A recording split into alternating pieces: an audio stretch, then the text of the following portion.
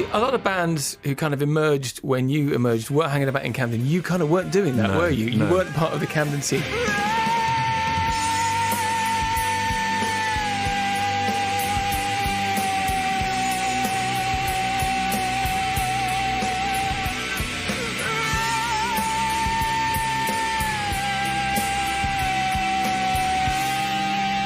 How did you regard that sort of mid-90s, early 90s music scene? So when we were making the Bends, Camden came. We went to Dingwalls. We had we had two amazing nights out when we were making the Bends. One was at the Garage.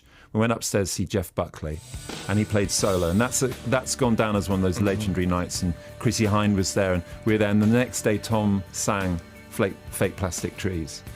But the other one was we went to see Jimmy Smith, the Hammond organ player, jazz player, at Dingwalls on a night off with John Leckie, and we arrived late, and it was packed, and we actually sat down near the front of the stage, and that was extraordinary. Jimmy Smith was playing with a young kind of, I guess, a band much younger. Whether it was a pickup band, I don't know, but I mean, so we're talking 94.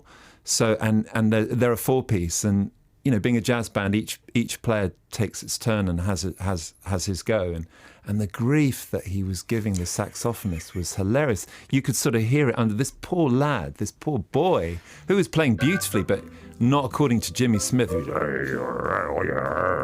And you know, he's trying to, you know, he thought he was drowned out by the Hammond organ, but you could hear it. But that was one of those great Camden nights I remember. So it wasn't involving us, but it was being witness to Jimmy Smith. But you have played the Roundhouse. We did. Yeah, that was on the tour when you played a different set every single night. Yeah. It made your life very difficult for you. Yeah. The Roundhouse is a good place to play, It's a great place. What is it? I mean, it's the shape, is it the stage height? What is it that makes it a good place for you and your experience? Well, firstly, it's beautiful. I think there's something about playing in a place that, you know, when you play in a place that's well looked after and you know, it kind of raises the game, I think. Of course, grungy gigs are great as well.